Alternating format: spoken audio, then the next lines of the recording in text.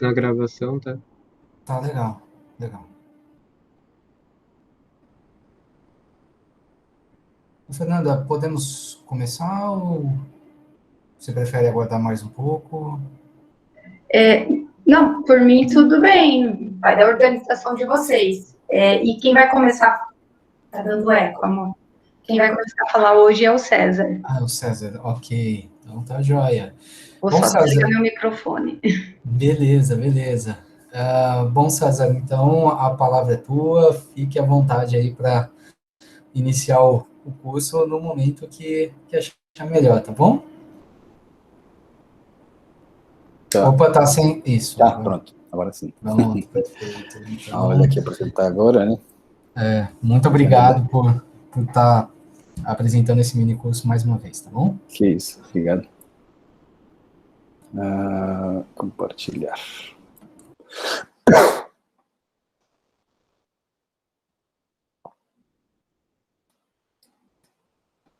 Eu vou aqui, né? Aqui.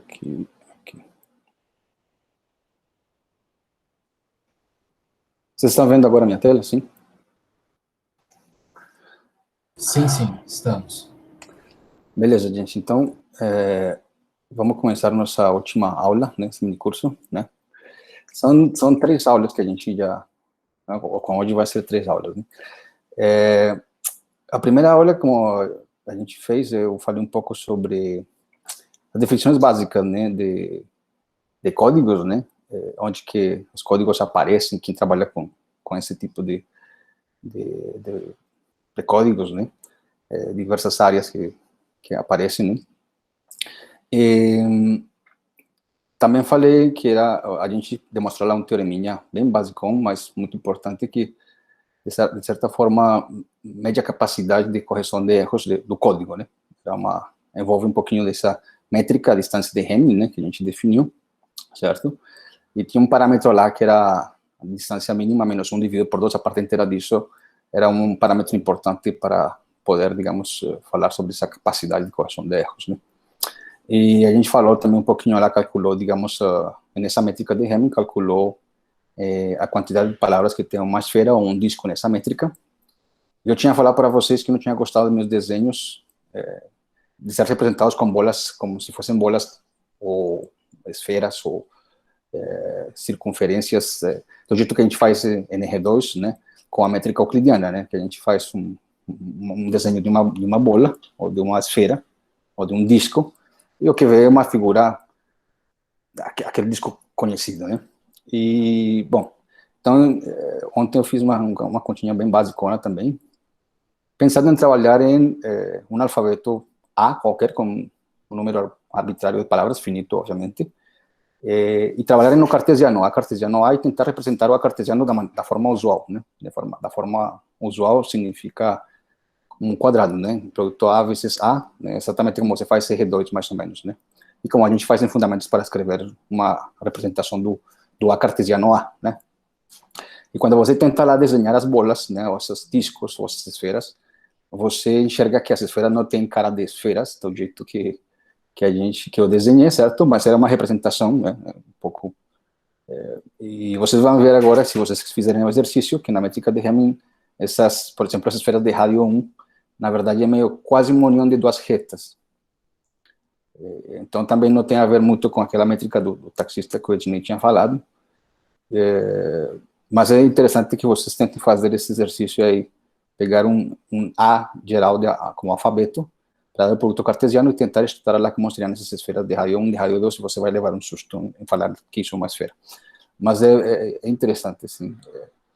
Obviamente um desenho que você consegue acompanhar. Agora, se você trabalha nesse contexto da primeira aula, né, em A2, né, você vê lá que a capacidade de correção de qualquer código, como o número de comprimento da palavra seria 2, seria 2 menos 1 sobre 2, parte inteira, isso dá 0, né? Isso significa que, se você tem um código lá, você não consegue corrigir nada, né? O único que ou seja, você não consegue corrigir nada diferente as palavras. Você não pode errar, porque você não consegue corrigir, tá certo? Então, a capacidade de um código em um conjunto A quadrado, dizendo que o alfabeto é qualquer conjunto A, mas apenas você tendo o comprimento de cada palavra é 2, você não conseguir corrigir nada, você, qualquer código seria muito ruim lá, no sentido de correção de erros.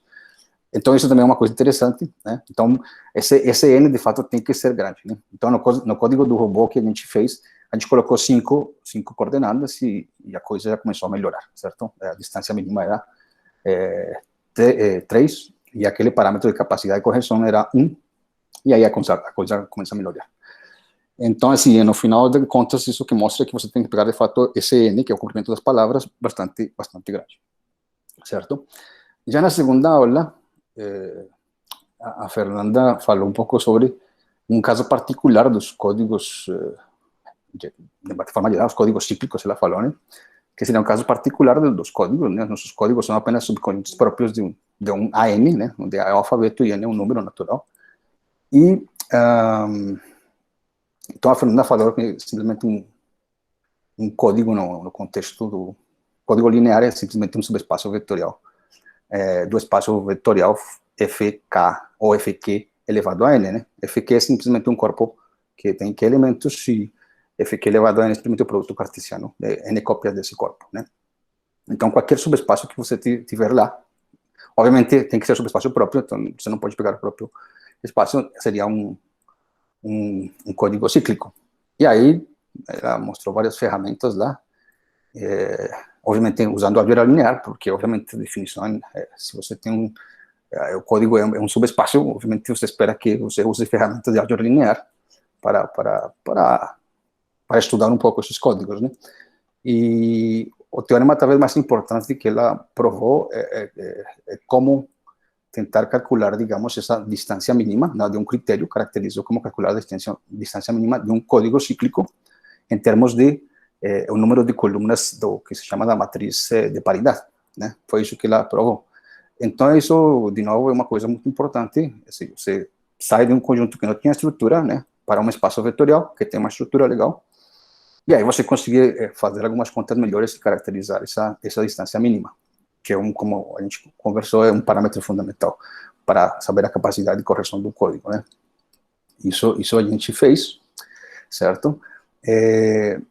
E hoje, então, a gente vai falar um pouco sobre esses códigos cíclicos, né? Os cíclicos são casos particulares de códigos lineares, né?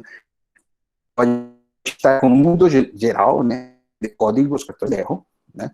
Depois passou para uma coisa mais particular, que são os códigos lineares, que são um mundo melhor, certo? Mas menor ainda, né? Porque você precisa de estrutura algébrica, enfim. E agora você, dentro dessa estrutura algébrica, você coloca uma condição a mais para ser código, para ser chamado de código cíclico. Então, o mundo acaba sendo menor, mas as ferramentas acabam sendo melhores.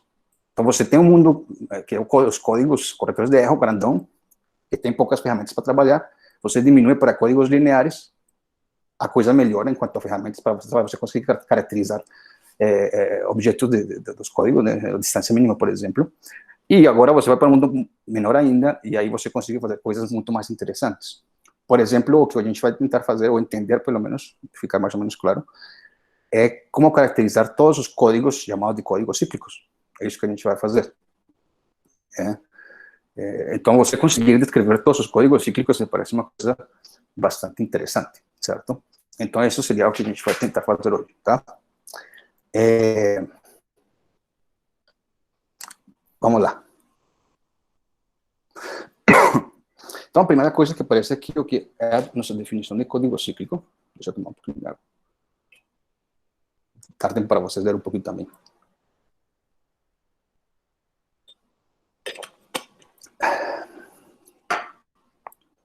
A primeira frase é simplesmente uma frase que mostra, talvez, por que seria importante estudar essa classe de códigos, né? Aquela pergunta que eu fiz no final, ou seja, que vantagens você tem de trabalhar com os códigos lineares, que vantagem você tem de trabalhar só com códigos sem uma estrutura, que vantagem você tem quando você trabalha com códigos lineares e agora cíclicos, por exemplo, né?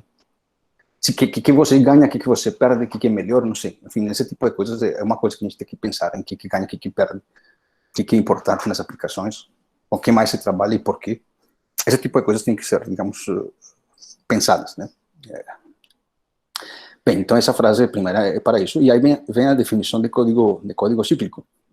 Então eu falei que será um caso particular de um código linear. Então, um código linear será chamado de código cíclico se tiver a seguinte propriedade. Então, se cada palavra, né, que você pegar no código tiver a propriedade que você traslada, de certa forma, né, uma coordenada, observe que a coordenada C1 é elevada, digamos, para a terceira coordenada, certo? A coordenada C0 elevada para a segunda coordenada, certo? E a N-1 coordenada, ela não tem para onde ser enviada, então você envia para a primeira coordenada. Então, ser código cíclico significa que além de ser um código linear, ou seja, as palavras têm que formar um espaço vetorial, tem essa propriedade a mais. De que se você pega uma palavra no código, se você faz esse trasladado dessa forma, essa selinha sempre está no código. Tá bom? Enfim, essa é a definição.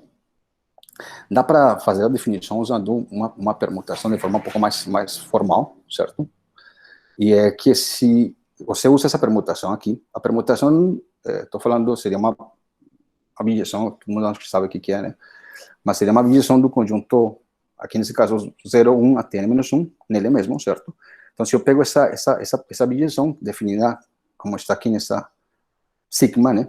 O 0 elevado no n-1, o 1 elevado no 0, o 2 elevado no 1, o 3 elevado no 2, e o n-1 elevado no n-2, se você definir essa permutação, que é uma abjeção dentro desse conjunto de n elementos, então você conseguiu definir o que é um código cíclico, simplesmente falando que o código é cíclico se, quando você aplica essa permutação na palavra, que seria, a definição seria C sigma 0, C sigma 1, até C sigma n-1, isso tem que estar, de novo, em C.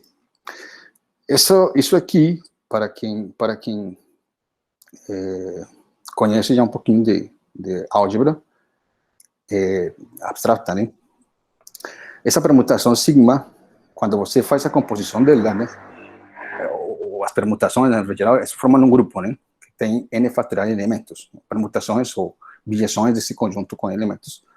Ele mesmo forma um grupo com n fatorial de elementos. E esse sigma seria uma permutação em um elemento. Ele vai gerar, digamos, um grupo cíclico, se você quer fazer a composição com ele mesmo, certo? Se você faz de novo sigma quadrado, sigma composição, estou falando, você obtém nesse conjunto um grupo. E então nesse grupo você poderia definir uma ação do grupo no conjunto de esse FNQ, né? Que é o espaço ambiente. Você poderia simplesmente definir a cada elemento desse grupo, associar a palavra que está definida por essa permutação da forma que está feito no final desse slide, né? Então você tem aí exatamente o que seria uma ação de um grupo num conjunto, certo? Essa seria outra forma. E falar que um subespaço seria cíclico, um código seria cíclico melhor, seria simplesmente falar que esse subespaço é invariante para essa ação, certo? Mas isso seria para quem, de fato, já tem um pouquinho de conhecimento de ações, e aí poderia começar a brincar um pouco com essa definição e falar em outras coisas, mas para quem não sabe nada dessa terminologia, simplesmente nosso código é cíclico se satisfaz essa propriedade que está aí, e pronto, tá certo? Mas dá para definir em termos de ação, como eu acabei de falar, de ação de um conjunto, de um grupo sobre um conjunto, sobre um conjunto. Tá bom?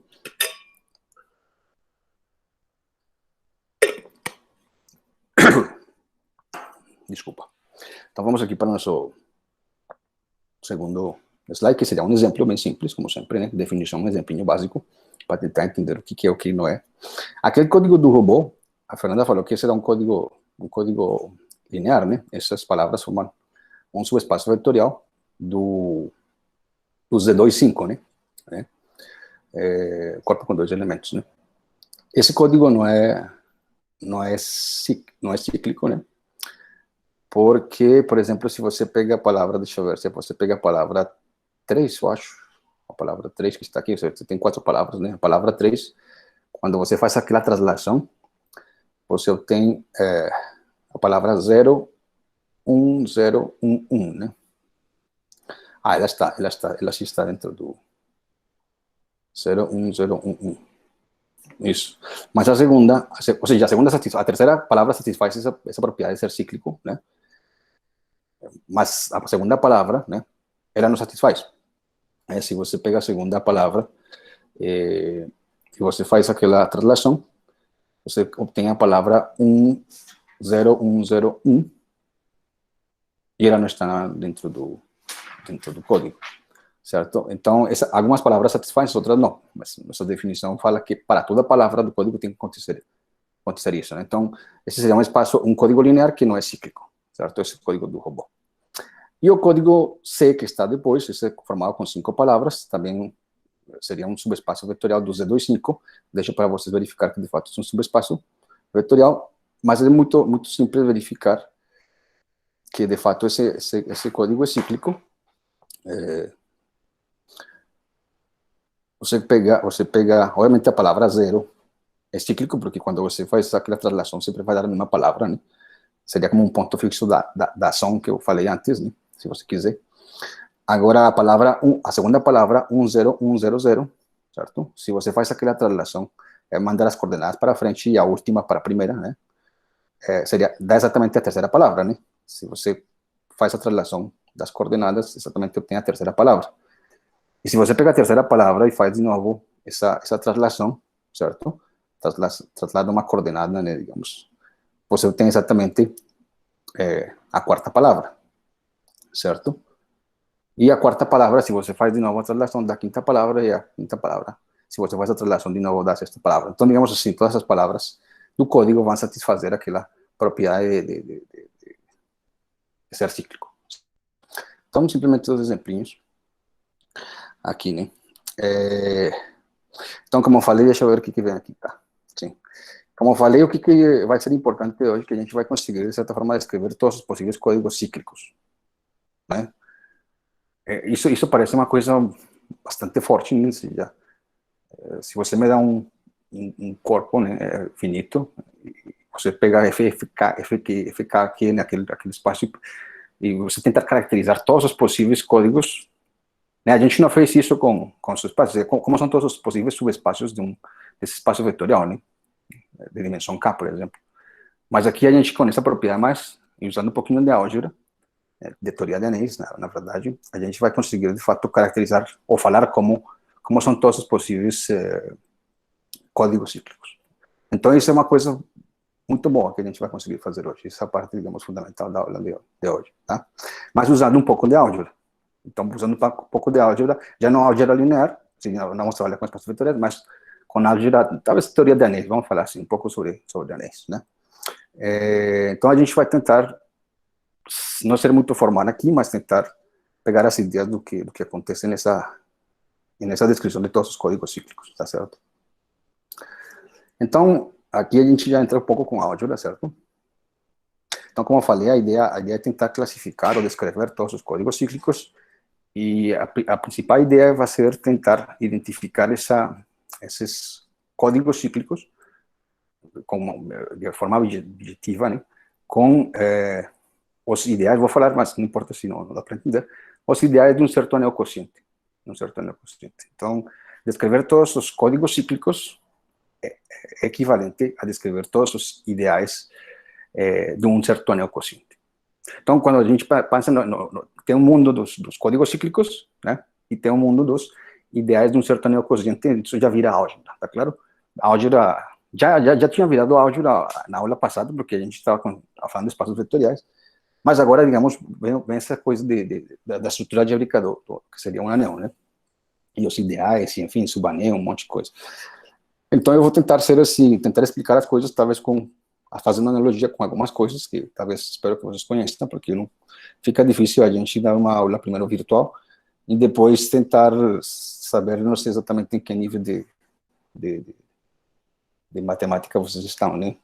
Se já fizeram, por exemplo, não sei, quem está no primeiro ano, não sei se já estudou centeres do módulo N, se já estudou álgebra linear de fato, se já estudou um pouco sobre álgebra abstrata, teoria de grupos, teoria de anéis, enfim. Mas, enfim, eu vou tentar explicar um pouco com palavras como que se faz esses, que são essas estruturas, de fato, né? Bom, então já falei, né? Que seria esse fqx que está aqui, né? Esse fqx simplesmente é o conjunto dos polinômios, né? Escritos da forma usual, certo? Só que os coeficientes dos polinômios agora são com elementos do corpo fq, né? Em geral, digamos, uno está acostumado a estudar os polinômios com coeficientes NR, ou NR, eu acho que é o mais usual que a gente faz no ensino médio, e inclusive nas primeiras disciplinas de matemática, falar em polinômios com coeficientes NR. Mas a gente pode escrever isso com coeficientes em outro tipo de conjuntos, ou outro tipo de estruturas, por exemplo, o anel dos polinômios com coeficientes em um corpo. Isso tem uma estrutura bacana. Primeiro, isso é um espaço vetorial, que vocês devem saber. Você pode somar polinômios, coordenada com coordenada, da forma usual, certo?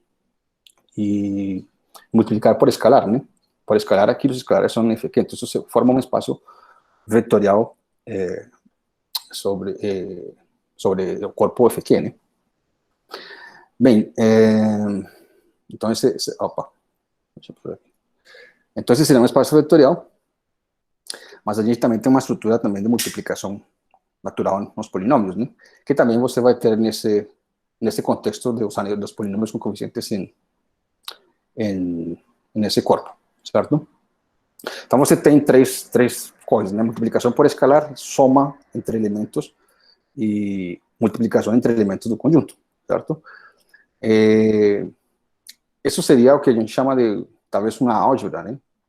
Mas digamos que a parte de falar que esse conjunto é um anel, é porque, de fato, você tem uma soma, essa soma se comporta bem no sentido de ter inverso aditivo, ser operação associativa, ter elemento neutro, ser comutativo, e a multiplicação se comporta bem também nesse caso aqui, porque você tem operação associativa, você tem, inclusive aqui tem elemento neutro, se comporta bem com a soma, no sentido de distributividade, enfim. Então, isso, digamos, é uma álgebra, tem três operações, né? Multiplicação por escalar é um corpo, você pode ver isso como um espaço vetorial, como um anel, como grupo, enfim, tem várias estruturas aí, uma coisa bastante rica, certo? Bem, agora eu quero descrever esse bicho. Esse bicho, primeiro aqui, é o fqx, que é o anel de polímeros com coeficientes fq, não é uma coisa tão complicada, são coisas que talvez por analogia você consegue, mas esse conjunto aqui, Rn, né, que está aqui, né, Rn seria esse fqx, que seria, no numerador você tem os polinômios, né, com coeficientes em fq, e no denominador você tem digamos, essa notação de significado gerado por xn menos 1 no sentido de multiplicações, né? Isso tem uma notação, mas eu vou tentar explicar um pouco o que significa isso. Talvez pensando na construção dos inteiros módulo n, né?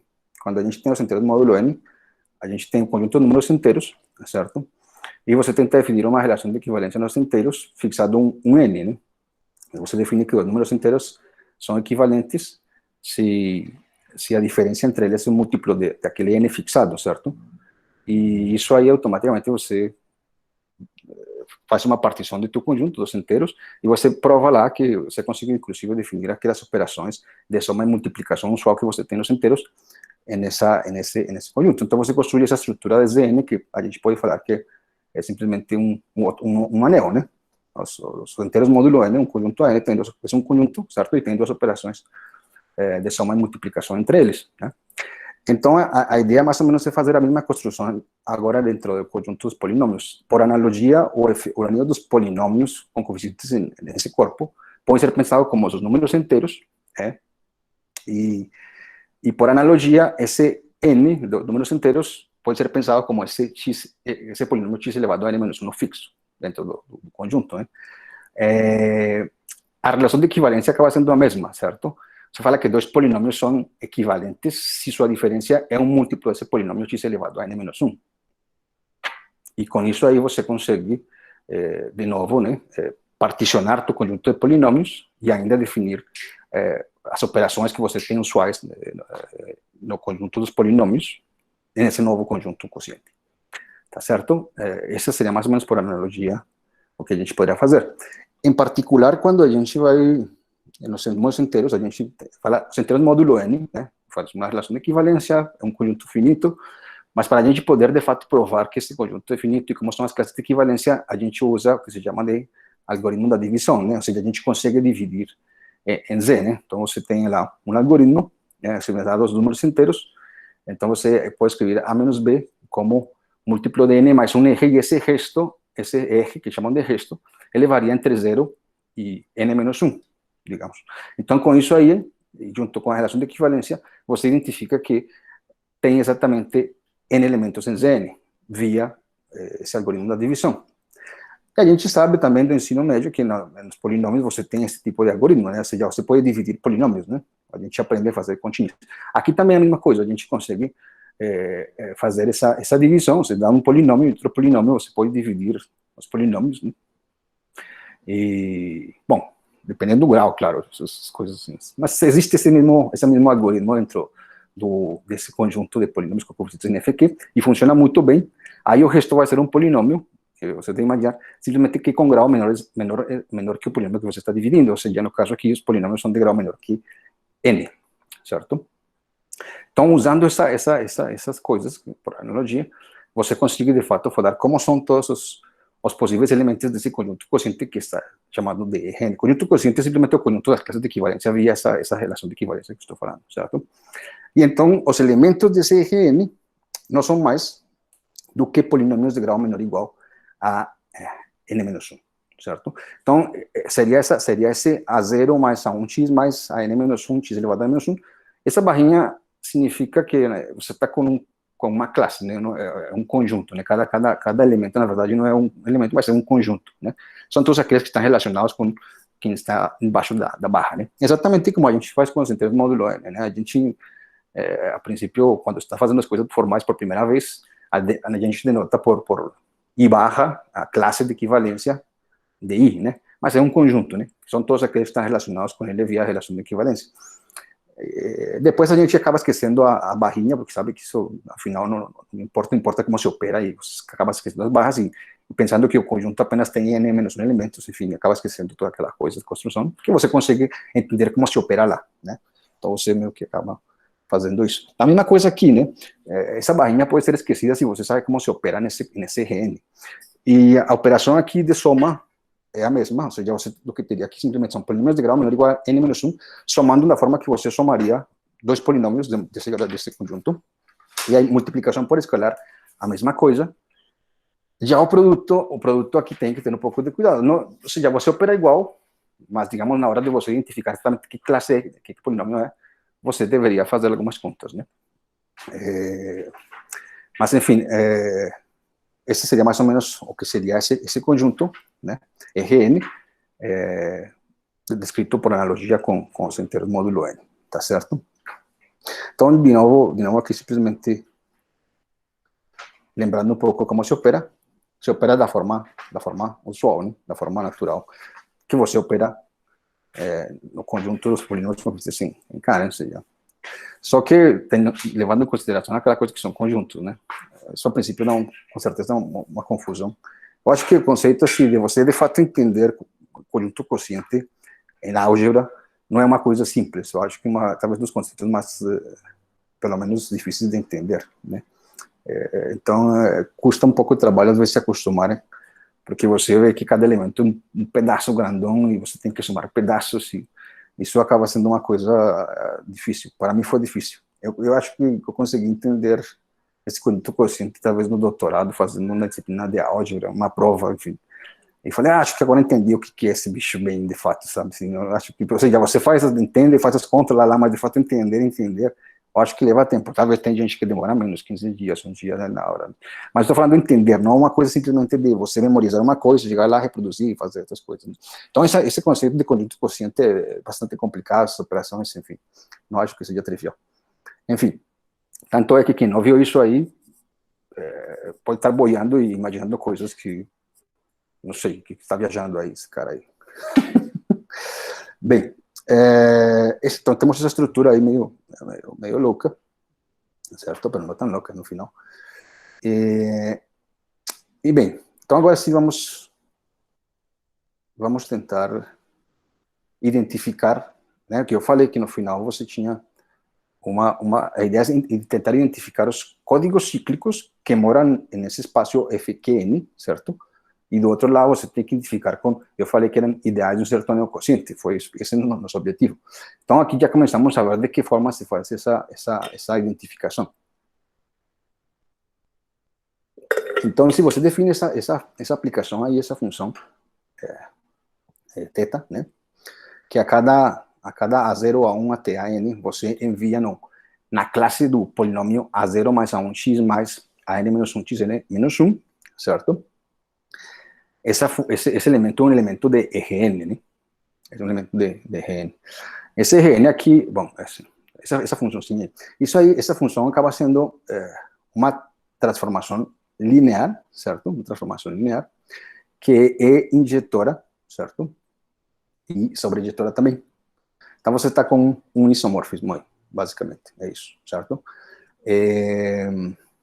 Então, simplesmente significa assim, como você opera em FQN, você pode operar nesse novo espaço, como espaços vetoriais, estou falando assim. Que é o natural, né? Como você opera em FQN, coordenada com coordenada, quando você soma polinômios, você soma coordenada com coordenada, quando você multiplica por um escalar, todas as escalares da palavra ficam multiplicadas pelo escalar, e os polinômios também, quando você multiplica por um escalar, o polinômio é multiplicar cada um dos coeficientes por el escalar. Então, assim, esses conjuntos não são mais do que os mesmos escritos de forma diferente, né? Que é isso que significa, de certa forma, isomorfismo, né? E então, de certa forma, você tem uma forma de escrever agora esses códigos cíclicos, né? Que são aqueles espaços vetoriais com aquela propriedade, subespaços vetoriais do FQN com aquela propriedade a mais, podem ser identificados como um subespaço vetorial, mas agora no espaço vetorial dos polinômios com coeficientes em FQ até de grau n-1, tá certo? Obviamente a dimensão desse espaço de... Bom, um isomorfismo tem exatamente a dimensão do espaço, então, que vai ser n, né? Uma base para os polinômios de grau menor ou igual que 1, você sabe que é a constante 1, o polinômio x quadrado, x cubo, até x n-1, isso forma uma base do meu espaço, tá? Mas é simplesmente isso, uma forma de escrever, digamos, essas palavras agora no mundo dos polinômios, mas o interessante agora é que você tem uma operação a mais, que é isso que vai fazer a diferença para a gente conseguir identificar as coisas, e isso é a parte fundamental. Você estava com um espaço vetorial apenas, agora colocou aquela propriedade de ser cíclico, mas quando você identifica lá, e você tem uma estrutura melhor, no sentido de que, como falei, esse conjunto de polinômios não é só apenas um espaço vetorial, mas é um anel, ou seja, você pode multiplicar esses elementos, multiplicação só de polinômios, você tem uma estrutura melhor que uma álgebra, e aí com isso você vai conseguir fazer coisas mais interessantes, tá certo? Então, aí está a identificação. E o que vem a seguir é como se lê, o que vem a seguir é como você vê aquela propriedade de ser cíclico, como fica, como você consegue ler ela no outro contexto, né? Como você lê isso aí? O que significa ser cíclico, mas agora no anel dos polinômios, certo? Porque você identificou esses dois mundos agora. Então você faria, mas o que significa ser cíclico agora se você tem aquele espaço vetorial, ou subespaço vetorial do anel dos polinômios? Então, a coisa é bem tranquila, assim, depois que você vê a continha, quando você multiplica aqui embaixo, né, na última linha, né, quando você multiplica por x, né, uma palavra vista lá no anel, né, a palavra, lembra que é um polinômio de grau n-1, 0, c0 mais c1, x mais cn-1, xn-1, se você multiplica por x, certo? X barra, né, mas por x, né, isso significa bom, essa parte aqui é difícil, né? Z0 vezes x mais C1 vezes x mais C2 vezes x quadrado mais Cn-1 x elevado a n. Esse Cn-1 x elevado a n, naquele meu conjunto Rn, ele vira 1. É claro, estou multiplicando por x. C0x mais C1 x quadrado mais C2 x cubo, e assim por diante. Aí na última coordenada você vai ter que multiplicar Cn-1, né, por x, daria Cn-1 vezes x elevado a n. Mas esse x elevado a n, ele não mora no mundo dos polinômios de grau menor ou igual a n-1, certo? Esse x elevado a n vai estar relacionado com a classe da constante 1. Né? É claro, porque x elevado a n menos 1 é múltiplo de x elevado a n menos 1. Ou seja, quando você veja x elevado a n, nessas contas que estou fazendo, você tem que trocar isso por 1. E se você tem x elevado a n mais 1, você troca isso por x e assim por diante. Tá certo? Então, o que você vê, de fato, e aqui aparece a propriedade de ser cíclico, né? Você vê que esse θ de C' é exatamente aquela definição que a gente tem de ser cíclico, certo? E, portanto, a gente tem o seguinte, digamos... bom, antes disso, acho que aqui foi porque... Deixa eu ver. Aqui simplesmente pega uma definição mais formal das coisas, né?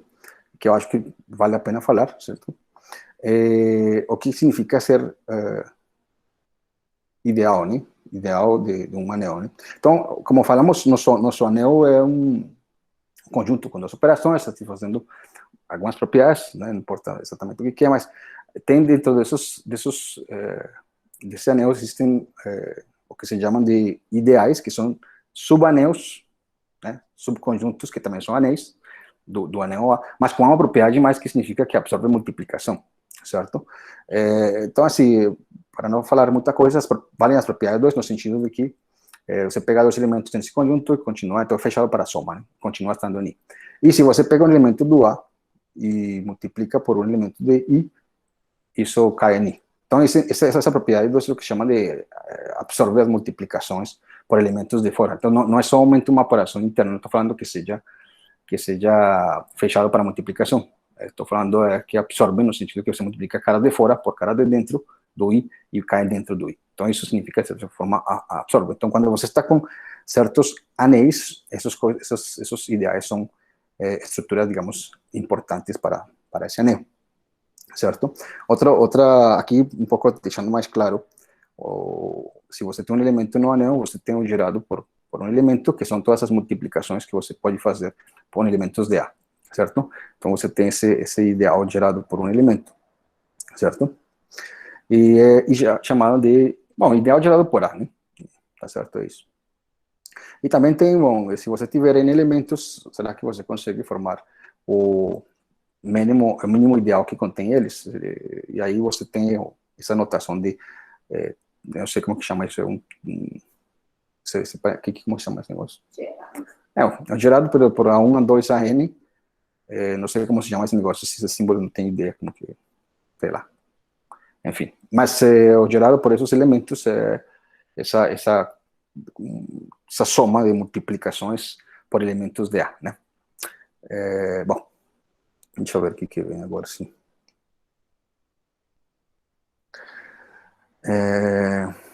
Bem, aqui vem um pouco mais a formalização, que eu acho que daquilo que a gente conversou, né? Se no final, você já vê um espaço vetorial de Rn, deixa eu ler aqui. Então, V é um ideal de Rn se somente se V é fechado para multiplicação por X. Isso aí, aparentemente, você já viu um espaço vetorial, parece natural, né? Se você tem um espaço vetorial de Rn e vê um ideal de Rn, para que seja, ou melhor, para que seja ideal, você precisa multiplicar por X, que a multiplicação caia dentro do conjunto, né? Multiplicar por X é uma direção que é óbvia, né? Uma direção que é óbvia.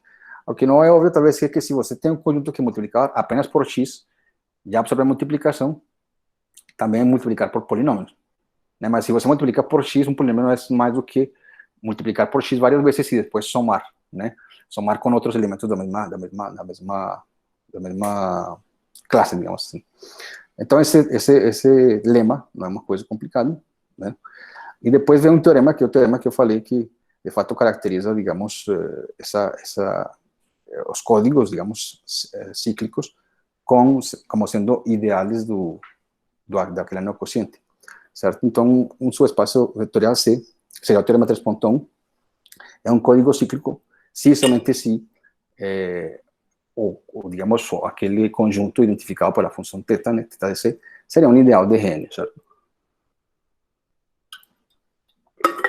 Isso deve estar claro daqui, né? Isso é uma coisa meio óbvia. Essa conta que está aqui, né?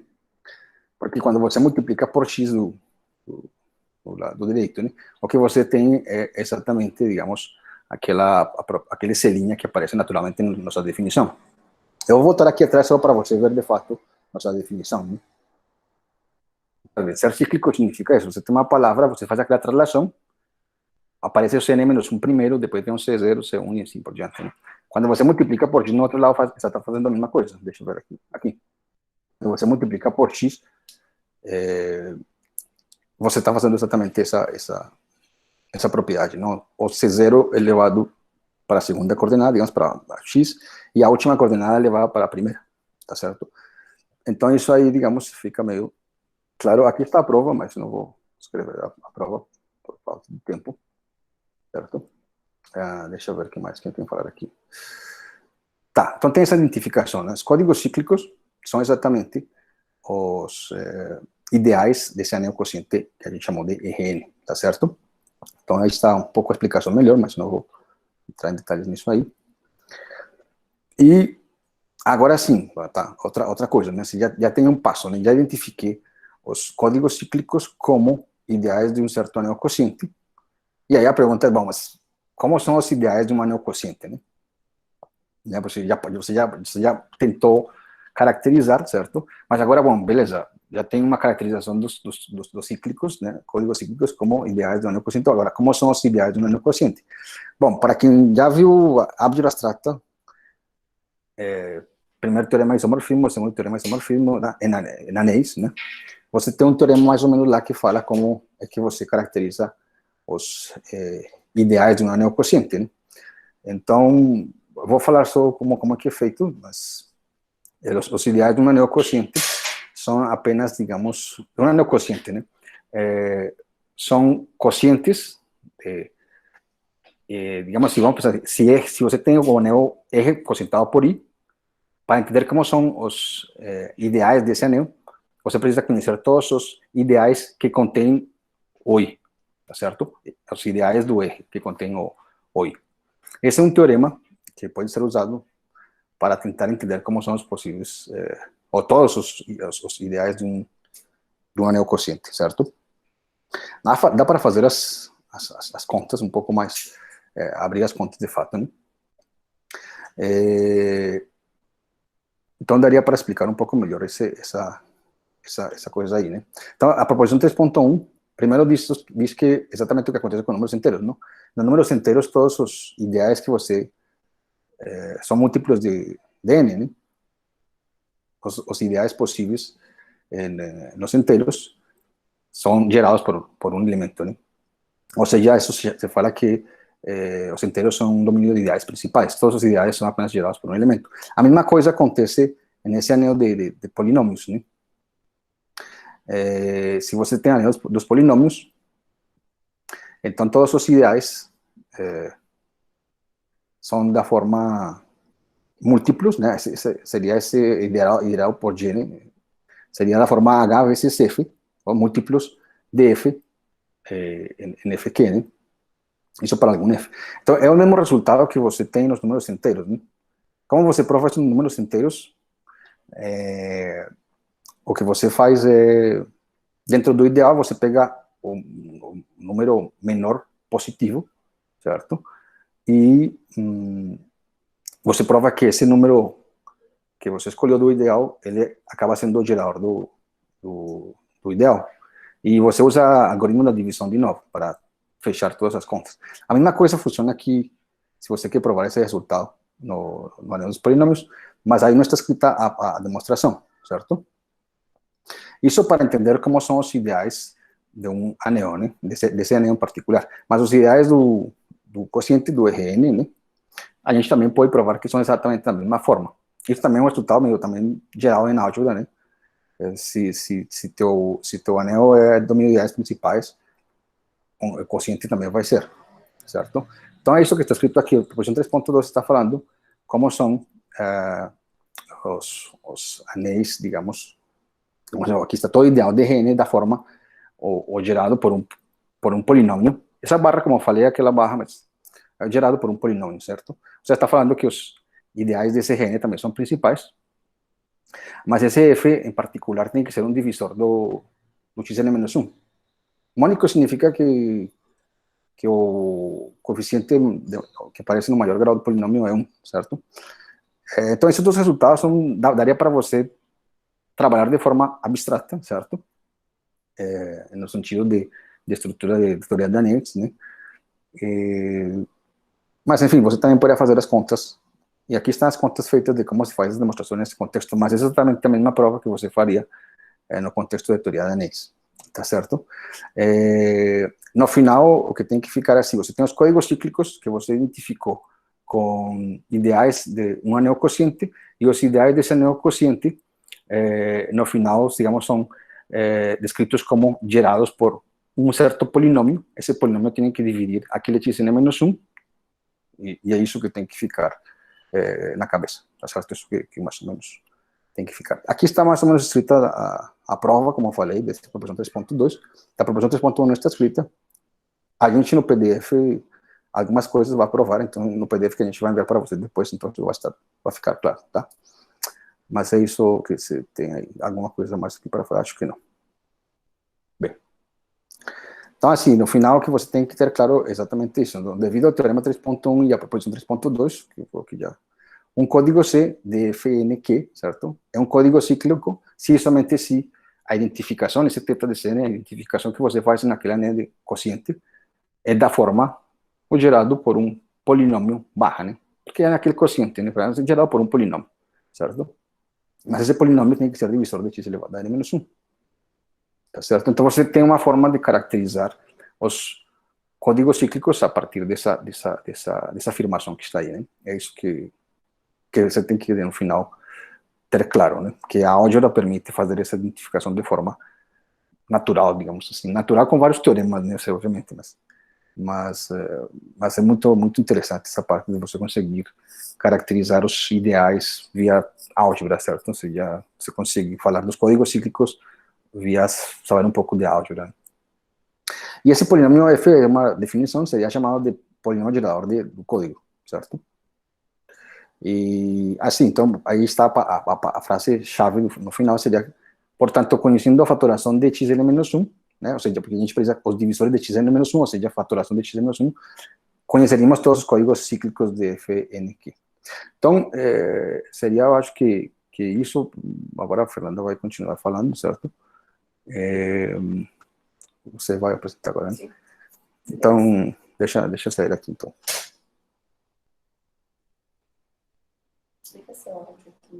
Deixa eu só entrar aqui.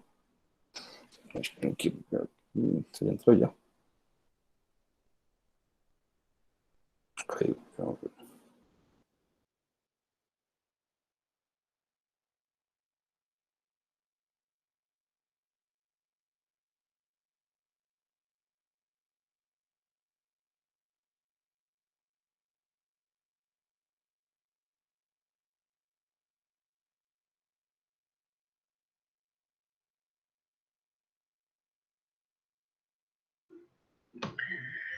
Bom, então nós estamos caminhando agora para a finalização do nosso curso, e para a parte final,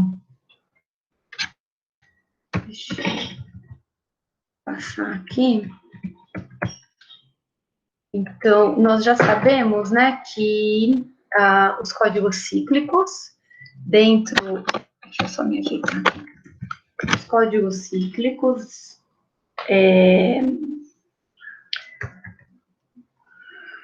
são vistos dentro daquele anel Rn, e eles são sempre gerados por um polinômio que é o divisor do um polinômio divisor do xin-1, certo? Então, para finalizar, acompanhando mais ou menos o estudo que a gente tinha feito com códigos lineares, a gente vai ver agora qual é uma matriz geradora para esse código cíclico, a partir do polinômio gerador, e uma matriz de verificação, tá? Então, considerando um ideal gerado pelo polinômio G dentro do Rn, então eu estou pegando classe de equivalência, isso aqui eu estou olhando dentro daquele anel Rn, G de x, um divisor de x, n menos 1, de grau S, eu consigo enxergar esse ideal como um espaço vetorial dentro do RN. Então, se ele é um espaço vetorial, ele tem uma base, e a base, que é quem a gente procura para escrever a matriz geradora, ela vai ser dada por esse conjunto que aparece aqui. Então, ela é o polinômio gerador, e eu vou multiplicando esse polinômio por x e potências de x. Então, x quadrado vezes g, até o x elevado a n menos s menos 1, vezes o polinômio g. O polinômio g é um polinômio de grau s, então esse último polinômio aqui vai ter grau n menos 1, tá? Que dentro do Rn, meus polinômios todos têm grau máximo n menos 1, né? Então, tá certa essa conta. Bom, então, o que eu vou fazer é provar que esse conjunto B é, de fato, uma base para um ideal gerado assim. Ou seja, ele é uma base para um código cíclico, quando eu olho o código cíclico dentro do anel quociente de polinômios, tá? Do anel Rn. Então, é o seguinte, primeiro de tudo, eu vou fazer só um rascunho aqui da demonstração, para vocês terem uma ideia de mais ou menos do que está acontecendo. Eu tenho que mostrar que esse conjunto B é linearmente independente, para mostrar que isso é uma base. Então, eu vou pegar os elementos, é base sobre o corpo FQ, então, eu vou fazer uma combinação linear dos elementos do conjunto B com coeficientes em FQ. Então, eu ficaria com uma conta assim, né? Onde esses A's vão pertencer ao corpo. N menos 1 é N menos S menos 1, e o x elevado a N menos S menos 1, vezes o G de x, a classe disso. Fazendo um pouco de conta aqui, supondo que essa combinação linear vai dar zero, eu quero provar que os meus coeficientes os AIs são todos zeros, esses AIs pertencem ao corpo, para isso o CLI eu teria que provar que os AIs estão em zero. Então, quando você faz aqui essa conta, multiplica isso por x, coloca esse G de x barra em evidência, você acaba sobrando um produto de polinômios, que vai ter esse G de x barra, que vai multiplicar o polinômio A0 mais A1x, mais a n menos s menos 1, x elevado a n menos s menos 1, a classe de tudo isso, né? E eu quero que isso seja igual a zero. Ser igual a zero dentro do conjunto quociente significa que ele é um módulo, ele é um múltiplo do polinômio x elevado a n menos 1, porque eu estou fazendo o quociente módulo x elevado a n menos 1. Ele vai ser um múltiplo desse cara. Quando você passa esse polinômio gzinho, como ele é um divisor de x a n menos 1, então eu posso dividir pelo polinômio g de x, os dois lados dessa igualdade, acaba sobrando que esse polinômio, que eu vou chamar de a de x, para eu simplificar minha escrita, ele vai ser igual a um polinômio da forma dx vezes um h de x, e daqui a gente acaba concluindo, esse polinômio do lado de cá vai ter grau maior do que n menos s, porque esse polinômio h tem grau n menos s, e o polinômio a tem grau menor do que n menos s, então você acaba concluindo que esse a de x vai ter que ser o polinômio nulo. Então, você tira que todos os seus coeficientes é de fato zero, como você queria mostrar, né? Então, de fato, esse conjunto B, ele é um conjunto independente sobre o FQ. Então, qualquer combinação linear desses elementos dando zero só é possível quando seus coeficientes é zero. E aí vem o mais interessante, talvez, é que ele gera todos os elementos do ideal. Um cara que está no ideal, né, se você toma, deixa eu pensar, se eu tomo um f de x que pertence ao ideal I, significa dizer que esse f de x vai ser, vou usar a notação de congruência, quem já fez, pelo menos fizeram fundamentos, então a notação de congruência aqui É a mesma ideia daquela dos inteiros módulo n. Então, ele tem que ser congruente a um polinômio d de x, polinômio d de x, vezes um g de x, módulo x a n menos 1. Tá bom? Aqui, então, eu tenho um múltiplo de g de x, como o f está no ideal, o ideal é gerado pelo polinômio g, então essa f, ela é um múltiplo de g de x, e vista módulo x a n menos 1. Bom, aí você faz um pouco de conta, e você, na verdade, acaba percebendo que essa função f, aplicar o algoritmo da divisão, deixa eu só limpar aqui um pouco para eu poder fazer conta, você consegue daqui o seguinte, esse d de x aqui, pelo algoritmo da divisão, eu consigo escrever ele como um h de x vezes um c de x, mais um resto, onde o h de x, eu não coloquei a notação, mas h de x vai ser sempre o resultado da divisão de x a n menos 1 para o gerador do ideal. E esse cara aqui é o resto da divisão. Ele é um polinômio de grau menor que o grau de h.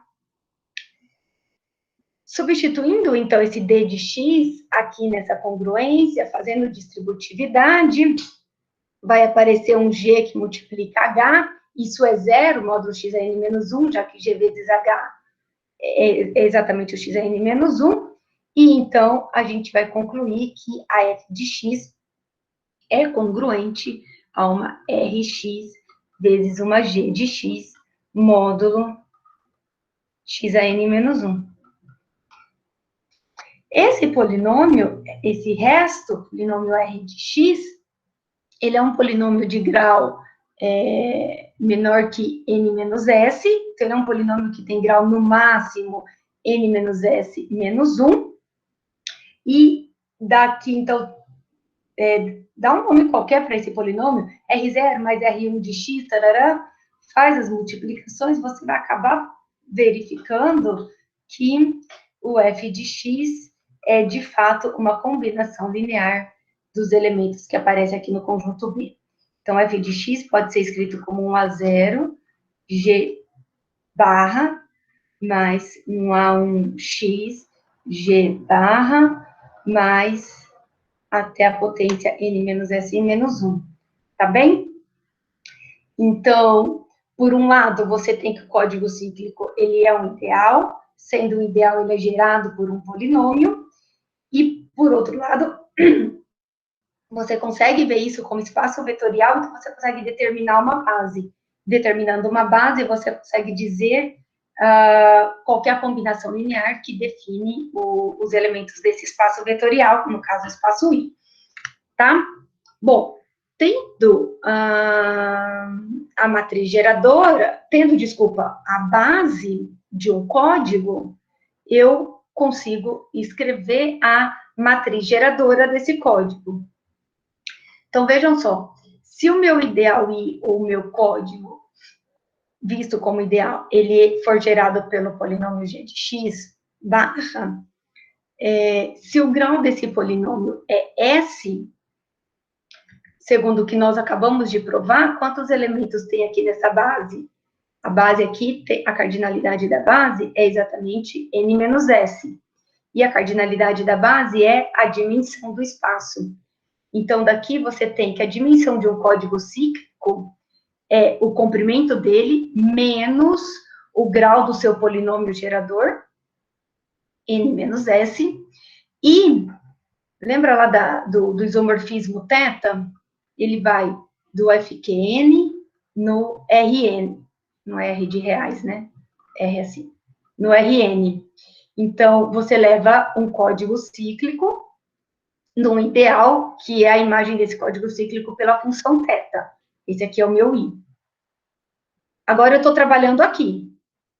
Então, aqui eu consegui o polinômio gerador, e aqui eu consegui uma base para I.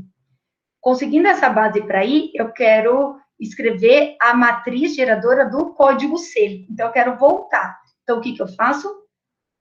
Aplico a imagem inversa nesse ideal I, vou obter o código C, e daí, então, a matriz geradora do código C vai ser a imagem inversa de cada elemento que aparece na base do ideal I.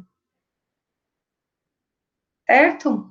Então, eu escrevi a base do ideal I, e pelo isomorfismo θ, eu aplico a inversa e obtenho uma base para o código C.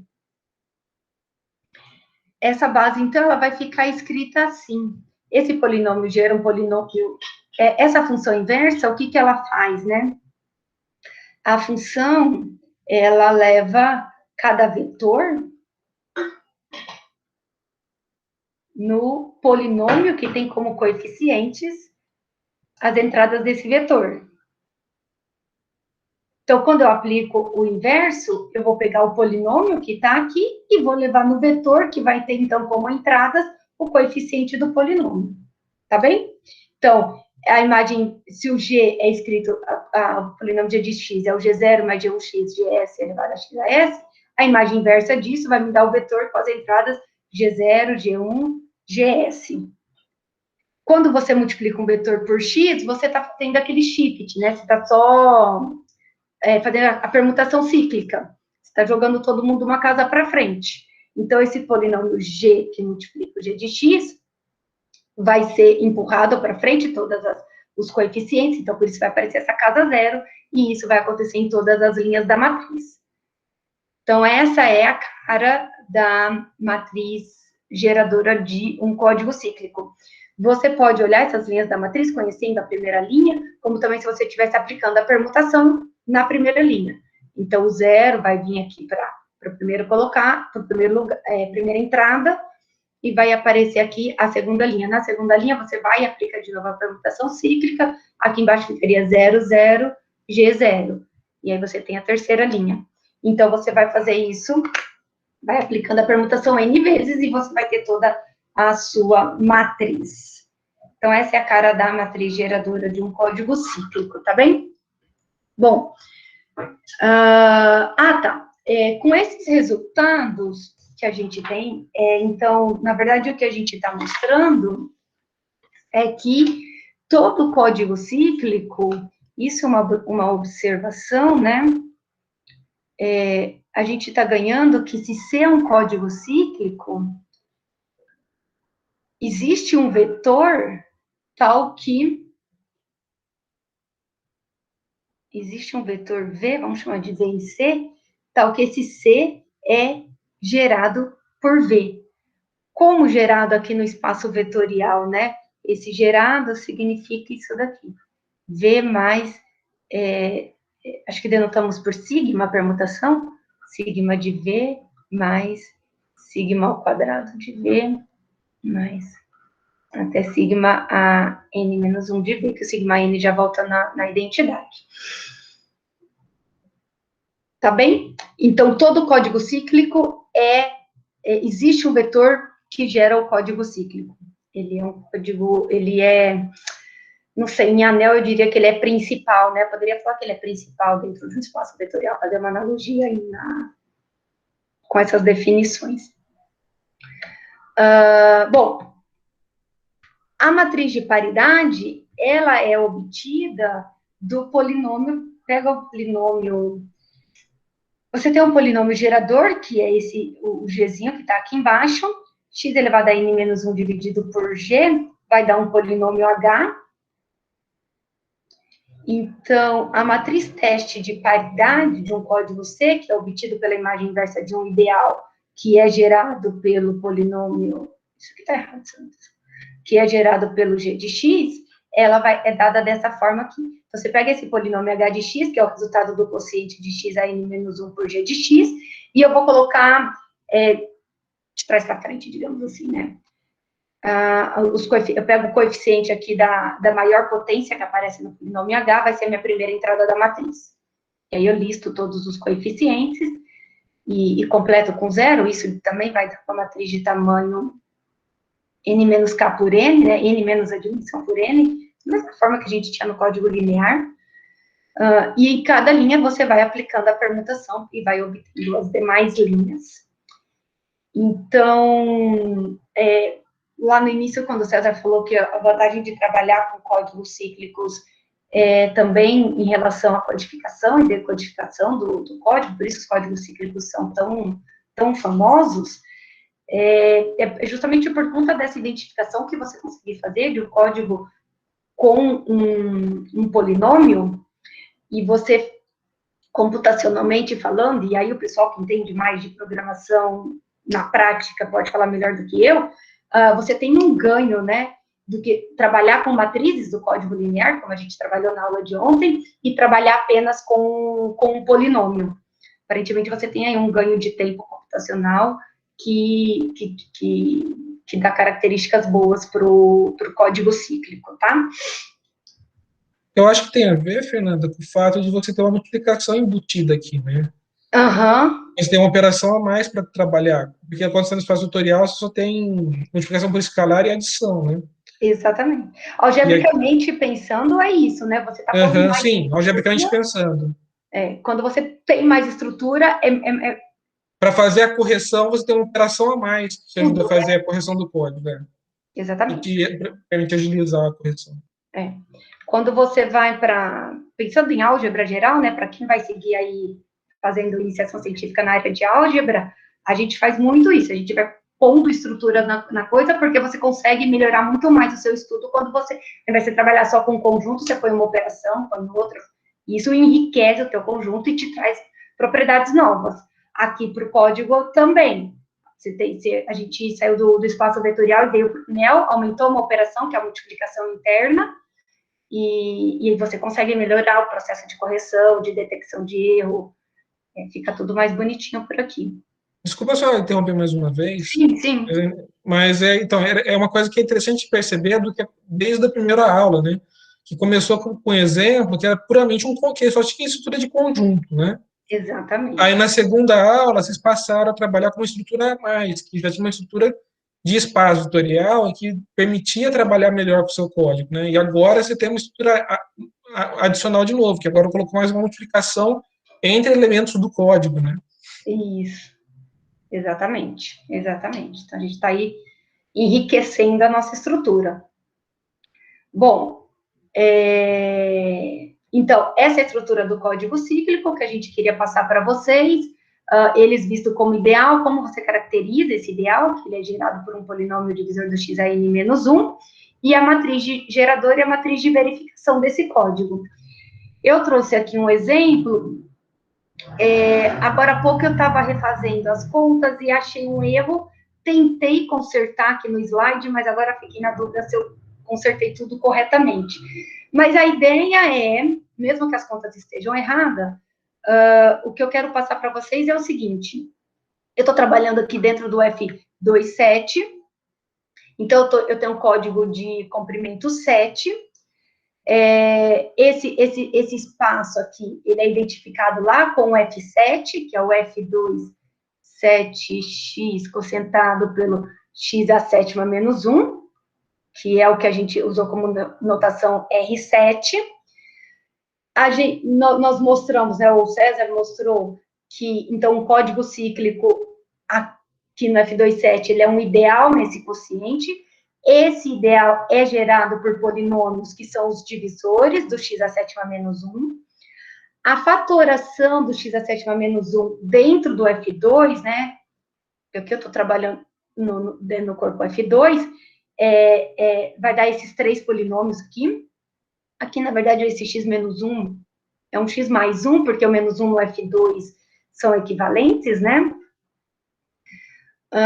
Então, esses polinômios. Então, os possíveis códigos que são códigos cíclicos, que são gerados dentro do R7, vão ser gerados pelo polinômio x menos 1, ou x mais 1, o x menos 1 que multiplica o x ao cubo mais x mais 1, né, esse produto, todas as combinações que você encontra, ou só esse polinômio, ou este polinômio, ou aqui está me faltando a multiplicação do x ao cubo mais x mais 1, x ao cubo mais x ao quadrado mais 1, e, por último, o polinômio todo, né? Porque aí vai gerar o código todo. Esse seria o código trivial, não é o código interessante como correção de erro, porque ele vai dar o espaço todo, então não tem como corrigir, mas, enfim, gera um código. Acho que são esses. E aí, se eu escolho, por exemplo, esse polinômio G2, que ele vai dar como resultado 1 mais x quadrado mais x ao cubo, x à quarta, para ser o meu código, então, no polinômio G2, ele vai gerar um código, o ideal gerado por esse polinômio, eu vou obter um código, que vai ser aquela aplicação inversa nesse ideal, e esse código ele vai ser cíclico, de comprimento 7 e de dimensão, deixa eu voltar meu slide, o gerador G2 tem grau 4, então a dimensão dele vai ser 3, que é o comprimento menos o grau do polinômio. Dimensão 3, e a distância aqui a gente não sabe, né? Tem que fazer conta para descobrir a distância mínima. Então, aqui está o meu polinômio, o polinômio G2 é o polinômio 1, mais, vou escrever assim, 0x, mais x ao quadrado, mais x ao cubo, e o x à quarta.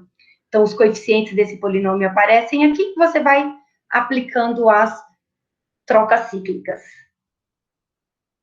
Tá? E o polinômio de verificação, ou a matriz de verificação, seria feita por este polinômio, que vai me dar essa matriz H aqui. Eu acho que eu corrigi, eu tinha feito H vezes G transposta tem que dar 0, né, que nós falamos na aula de ontem. E, a princípio, eu não estava dando 0, mas eu estava com erro aqui na fatoração do polinômio. Acho que eu corrigi tudo. Tá bem? Bom, agora vou falar muito geralzão sobre algumas coisas, por exemplo, como codificar esses códigos cíclicos e estudos que podem vir depois disso, né? Então, só retomando, lá ontem nós falamos, né? Nós tínhamos uma transformação linear que saía do meu código fonte e chegava no meu código canal. Então, aqui eu tenho fonte, aqui eu tenho canal, e a transformação propriamente é a minha codificação, né? Como eu vou codificar o código. Como que eu posso fazer isso aqui nos códigos cíclicos? Bom, eu estou considerando as notações de sempre, tá? Polinômio gerador G, com grau N menos K, então a dimensão do código é C, tá? Então, desculpa. O código chama C, a dimensão é K. Então, eu estou trabalhando com NK código. Agora, um NK código cíclico, tá? Com polinômio gerador G. Então, o primeiro método de codificação é o que a gente já tinha feito na outra aula, que é usando a matriz geradora, que nós já obtemos, que é só fazer o deslocamento do polinômio gerador, e aí eu vou receber uma palavra M, então você vai ter aqui uma palavra M, que vai ser com a entrada x1, xk, e eu vou levar isso para o meu código canal, que é o meu FQN, fazendo a mensagem que eu quero enviar, vezes a matriz geradora, que é a ideia de antes.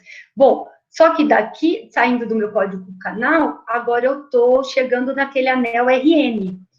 Então, este vetor M vezes G, no RN, ele vai ser visto exatamente assim, né? A palavra código, então, é a palavra C, M vezes G, e se eu pegar, então, o polinômio que esse CX, essa notação que eu usei aqui, é, na verdade, o θ de C, tá? Essa é uma notação... Deixa eu dar uma explicação melhor aqui.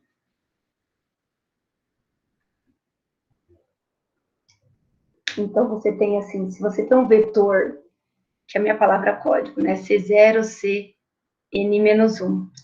Então, eu vou associar um polinômio pelo aquele isomorfismo θ, que é o polinômio C0 mais C1x mais Cn-1, x elevado a n-1.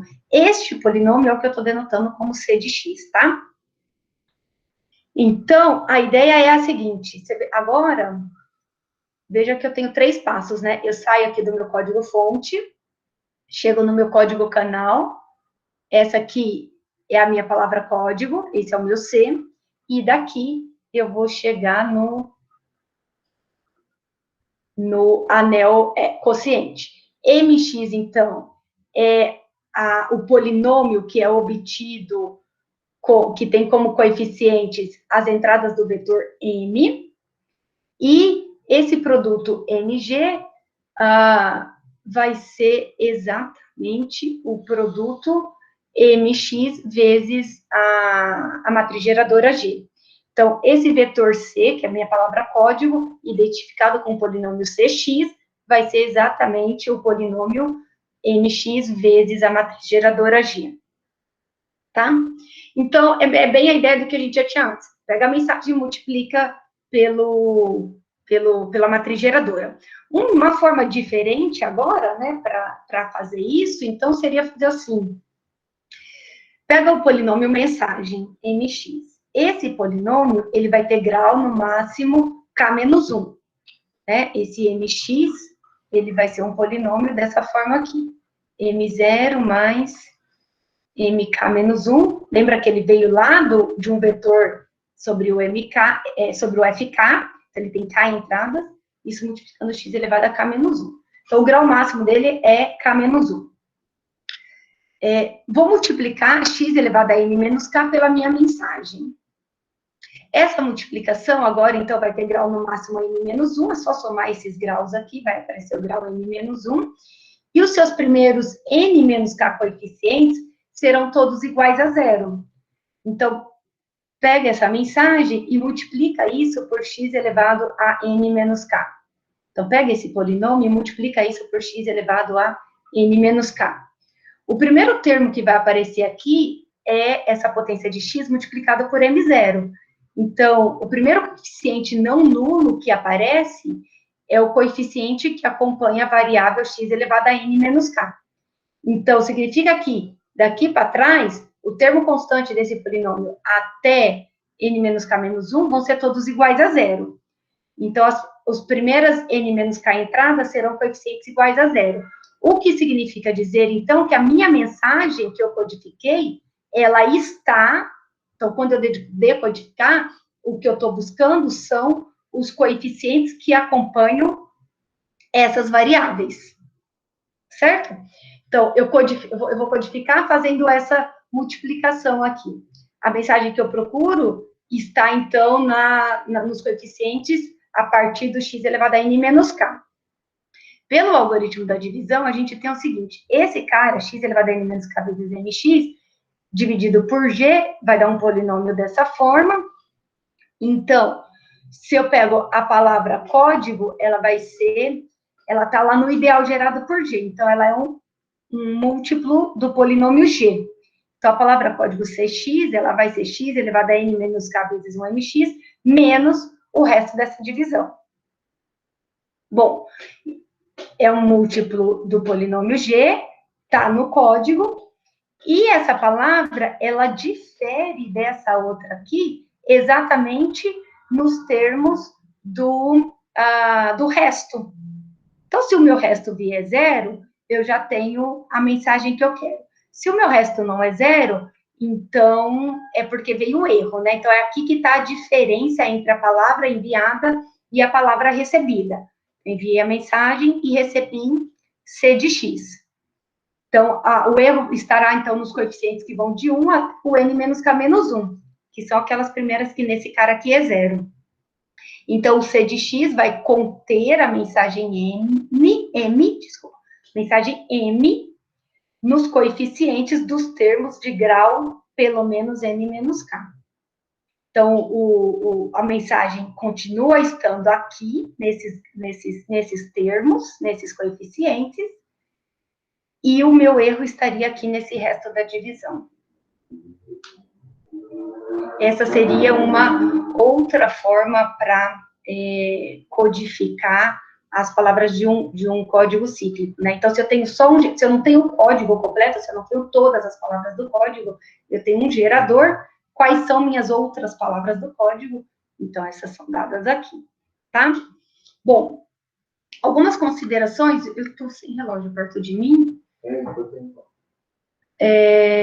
Bom, os códigos cíclicos, eles são muito famosos, porque eles têm alguns exemplos famosos que são classes de códigos cíclicos, né? E 2 exemplos que eu cito aqui são esses conhecidos como BCH e o Red Solomon. O Red Solomon, ele pode ser visto como um tipo de BCH, e eles são códigos cíclicos. Esses códigos são extremamente importantes, porque para construir o BCH, você pode, de início, impor um parâmetro que ele vai ser um limitante para a sua distância mínima. Então, lembra, lá na primeira aula, quando a gente fala em código que é um corretor de erro, nós estamos preocupados com uma distância mínima. Calcular a distância mínima nunca é tarefa fácil. Pode ter estrutura, não ter estrutura, nunca é tarefa fácil. A vantagem do BCH é que na construção dele, você impõe esse parâmetro. Eu não vou dar detalhes da construção, porque ela requer precisaria fazer um outro tanto de pré-requisito de álgebra, dá um pouco de trabalho, mas para quem quer seguir, né, nesse meio, quer desenvolver uma iniciação científica, tem aí um assunto bem interessante. E a importância do BCH é que, então, você coloca um termo lá na construção dele que vai te dar um limitante para a distância mínima. Então, você mais ou menos consegue dizer quanto que vai ser tua capacidade de correção de erro. E eles são códigos, tanto ele quanto o Red Solomon, são códigos com essa característica, que tem alta capacidade de correção de erro. As siglas BCH são dos nomes das pessoas que construíram, acho que matemáticos, não tenho certeza, que construíram, não vou me arriscar a falar o nome deles, e o Red Solomon são 2 sobrenomes também de 2 pessoas envolvidas na construção. O Red Solomon, em particular, ele é o código que ele é aplicado lá nos primórdios, né, quando a gente ouvia CD, o código que faz a leitura Você tem o CD, né? A ideia é a mesma. O CD, a sua mensagem, né, que você vai receber, é a música que você vai ouvir. O CD, propriamente dito, é o seu canal, né? É o meio em que tá levando a mensagem para você. Quando você pega no CD, seu dedo fica marcado. O aparelho que faz o leitor do CD reconhece aquela marca como um erro. O código que corrige esse erro quando faz a leitura, que foi implementado lá, e aí essas nomenclaturas, quando começa a ir muito para a computação, eu não sei exatamente qual é a linguagem, né, porque eu acabo que estudo só as coisas teóricas, mas o código que foi implementado para corrigir o erro do CD é um código do tipo Red Solomon. O mesmo acontece no DVD. Então, esse código não é só teórico, ele é algébrico, tem muita álgebra para estudar, mas ele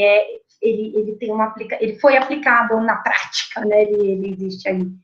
Então, os CDs e o DVD são corrigidos através do código de Red Solomon, que é um tipo de código cíclico.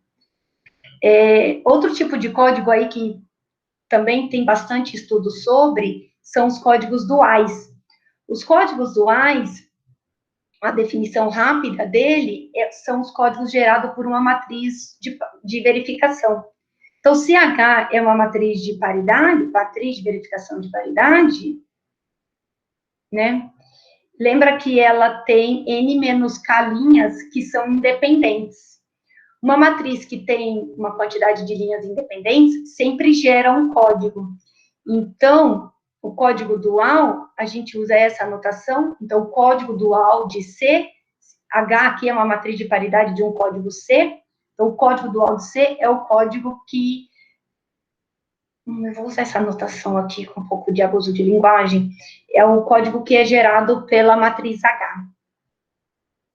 Os códigos duais também tem aí muito estudo, tem uns estudos particulares que procuram códigos que são autoduais. Autoduais significa que o dual coincide com o próprio código. Essa definição de dual, ela vem também da definição lá para quem já fez álgebra linear, espaço dual, todas aquelas coisas estão relacionadas. E você pode enxergar isso aqui quando você coloca um produto interno, como sendo o conjunto dos vetores de F, Q, N e tal, que eles são ortogonais a toda palavra de um código C. Isso aqui é um código C. Então, para todos os vetores do espaço que são, pega V, né, específico, ficção V. Se ele for ortogonal a todos os vetores do código, então ele é um elemento do código dual. Então, o código dual é o conjunto de todos os vetores que são ortogonais. Então, você tem aqui códigos que são autoduais, é uma nomenclatura. Você tem outros códigos aqui envolvendo dualidade, que chamam códigos LCD, que é código linear dual, complementar dual, não sei como fica exatamente a tradução, que a característica dele é que o código intersecção com seu dual só vai ter um vetor nulo. Então, é o oposto, né? O outro extremo do código autodual. Então, esses são exemplos.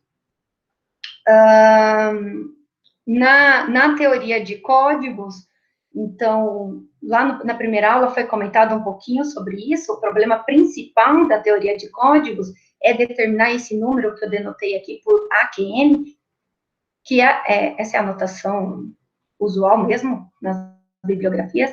Esse número aqui representa o maior número de palavras,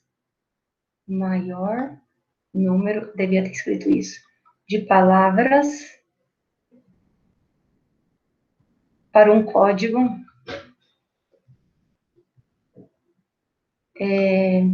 de comprimento N, distância D. Código linear sobre esse Q é o meu alfabeto. A quantidade de letras no meu alfabeto. Então, sobre um FQ.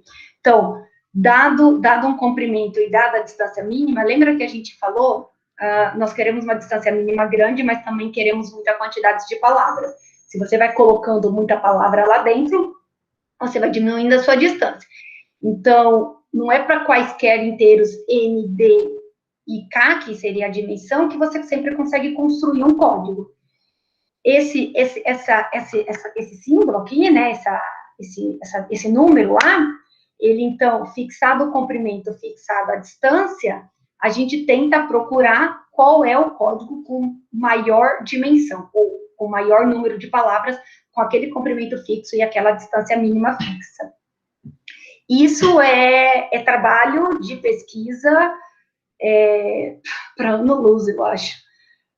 Não tem uma resposta para tudo, tem muita coisa feita, mas não tem resposta para tudo, e nem sempre que consegue encontrar esse número, essa dimensão, né, no fundo, o que você está procurando aqui, é a maior dimensão do código para uma distância mínima fixa e um comprimento de palavras fixo. Quando você consegue encontrar isso, nem sempre é um código que atinge um código perfeito, ou um código que atinge a melhor capacidade de correção de erros. Isso é outra coisa que também seria um outro campo de estudo, né? Existem umas tabelas de pessoas que procuram só códigos perfeitos, códigos que atingem cota de 5, então tem várias cotas para distância mínimas para você atingir, e aí também tem uma busca incessante aí por códigos que atingem essas cotas. Então, às vezes você encontra esse código, mas não são códigos que atingem cotas. Então, são bons, mas não são tão bons assim. Só para fazer uma propaganda, né, esse número, inclusive, foi me deu uma tese de doutorado, né? Minha tese de doutorado, eu consigo responder isso para um comprimento aqui específico, uma potência de P aqui. Um P elevado a K, código cíclico, no caso de um código cíclico. Eu consigo descrever com um código de comprimento P elevado a K, eu consigo descrever as possíveis... Claro, né, a gente vai restringindo as coisas, né, mas, enfim, é num corpo FQ específico, esse Q tem uma certa propriedade, com esse primo P, que aparece no comprimento da minha palavra, tem que satisfazer lá certas coisas, aí eu consigo provar que nessa situação tenho apenas duas distâncias que são satisfeitas, é um múltiplo de P e duas vezes esse múltiplo, uma potência aqui, uma potência de P e duas vezes essa potência. Para esse comprimento só existem esses dois pesos, e aí eu consegui descrever todas as possíveis dimensões, então eu consigo descrever qual é a maior.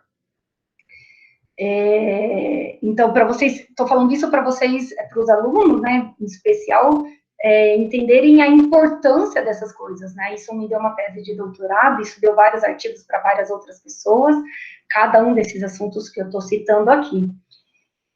E uma última consideração, que é algo que a gente não falou no mini curso, que são os métodos de decodificação, né, nós falamos muito em codificação, matrizes geradoras, falamos da matriz de verificação, que ela está aí, de certa forma, relacionada com a decodificação, porque ela te diz se um vetor está ou não, se é ou não uma palavra código, mas não demos exatamente um método de decodificação.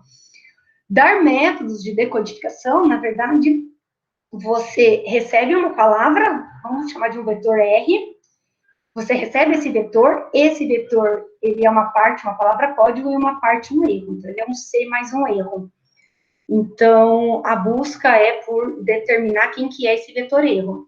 Claro, depende do peso dessa palavra, depende do peso do vetor erro, se o peso do vetor erro está dentro daquele peso da capacidade de correção de erros, então vai existir um método que você vai conseguir recuperar esse vetor C. A partir do vetor R, você consegue recuperar o vetor C, né? O vetor C é a sua mensagem que você recebeu, a palavra código, é ele que você quer recuperar. Então, você precisa saber quem que é R menos C. Então, para isso, você precisa determinar o erro. E o erro você vai conseguir determinar se o peso dele estiver de acordo com a capacidade de correção do código que você está trabalhando. Então, existem aí também alguns métodos de decodificação, tá? Aqui tem algumas referências, essa é aquela que nós citamos, é uma referência em português, clássica para iniciação científica, mas não tem muitas referências em português do assunto, tem algumas referências em inglês. Essa aqui é um pouco puxada, mas essa aqui é da Vera, também da mesma autora, mas agora com outro autor, e é um pouco mais pé no chão, assim, para a graduação. Acho que é possível acompanhar esse livro na graduação. Tá? Bom, acho que é isso. Perguntas? Algum comentário, César? Professora, eu quero saber sobre... você falou da sua tese de doutorado lá. Uhum. Você chegou a construir algum código usando os resultados da sua tese? Eu não sei se esse código atingiu alguma cota. Não atingiu a cota. Não atingiu cota, mas sim eu dei o gerador, né? Porque eram códigos cíclicos que eu estava trabalhando lá, né? Quando eu estou trabalhando com código cíclico, nós aprendemos que é equivalente a encontrar um polinômio gerador, né? Um polinômio gerador. Então, eu tenho esse polinômio gerador, isso foi dado, e eu consegui calcular a distância mínima para ele, e depois eu consegui calcular a dimensão. O que foi feito lá é uma coisa assim, né? Eu coloquei mais uma estrutura na brincadeira para eu conseguir fazer tudo isso. Deixa eu ver se eu consigo falar de uma forma simples. A gente começou aqui começamos não, né? Na segunda aula, a gente veio para um espaço vetorial. No espaço vetorial, nós viemos hoje para anel de polinômios cocientado por um polinômio, né? Daqui, eu fui para uma outra estrutura que chama anel de grupo. CN aqui denota para mim um código cíclico de ordem N. Desculpa. Um grupo cíclico de ordem N. Um grupo cíclico, para quem não fez grupo é um conjunto com uma única operação. Exatamente. Tem razão. É aquele sigma ao quadrado, que o César falou lá no comecinho. Esse conjunto aqui forma um grupo, tá? De ordem N, cíclico. Vai girando os elementinhos. Bom, e essa estrutura aqui, anel de grupo, pensa nela como um polinômio. Os elementos escritos aqui são exatamente com cara de polinômio. Só que agora, a minha variável, ao invés de ser x, ela é um gzinho. Quem que é gzinho? Gzinho é o elemento do grupo. Então, na hora que eu multiplico essas coisas, eu não estou multiplicando variáveis, eu estou multiplicando elementos de grupo. Então, por exemplo, você multiplica x por x, isso aqui é x quadrado. Quando eu multiplicar os elementos do grupo, é um elemento G1 vezes um elemento G2, isso não é G quadrado, é o que a operação do grupo me manda fazer, tá? Então, você tem mais uma operação, você tem uma estrutura um pouco maior. Aí, aqui dentro, já existia um estudo, até do meu orientador de doutorado, onde ele conseguia descrever os ideais, os geradores dos ideais. Porque aí a gente estava num ambiente que a gente conseguia controlar muito bem. Então, é a ideia de você colocando estrutura para ir para coisas que você tem controles, que você consegue trabalhar. E aí, conhecendo os geradores aqui, a gente acabou que conseguiu provar peso mínimo, dimensão, e conseguiu descrever todos. E isso foi uma coisa interessante, né? Porque às vezes a gente consegue um ou outro código. Não. Nós conseguimos todos os possíveis códigos dentro dessa estrutura. Todos os códigos cíclicos, claramente, né? Todos os códigos cíclicos dentro dessa estrutura. Para aqui o tamanho do grupo e a ordem do corpo satisfazendo propriedades, logicamente, né? Essas coisas não estão variando, né? Eu precisei restringir isso, mas enfim. Então, se eu tenho gerador, eu já até me perdi nessa pergunta, né, que eu começo a falar tanto, se eu escrevi o código, sim, eu escrevi porque eu escrevi o gerador. Então, a partir do momento que eu escrevi o gerador, eu escrevi o código, tá? Dentro dessa estrutura aqui específica, é o que a gente chama de código de grupo. Como tem um grupo aqui, a gente dá o nome de código de grupo. Então, se o grupo é abeliano, a gente chama de código abeliano. Se o grupo é diedral, a gente chama de código diedral. Se o grupo é metacíclico, que é um outro tipo de grupo, chama de código metacíclico. Aí você vai crescendo, assim, os códigos existentes. É muito interessante. Eu comecei a fazer iniciação científica em códigos. Só que aí eu estava fazendo PIBIC. Aí, como eu fui pro PET, eu tive que trocar meu PIBIC pro PIC. Aí eu transferi meu PIBIC para outro aluno e comecei em outro assunto. Comecei em quadrados latinos, com o Carmelo. Ah, tá. Mas eu vou aprender um pouco disso aí também. É muito massa. É legal. O Carmelo também trabalha com algumas coisas, assim, relacionadas a códigos, mas ele tem um outro ponto de vista, né? O meu ponto de vista é sempre sobre a álgebra, que é a minha área de formação, e eu estou carregando o César para isso, para tirar ele da análise. Mas eu sempre olho para o ponto de vista algébrico. Mas o Carmelo também faz umas coisas interessantes, usando combinatória, usando outro ponto de vista aí também. Tanto que o livro base é esse mesmo, do Abraham. O livro base tem toda aquela introdução de álgebra. Pra depois entrar mesmo.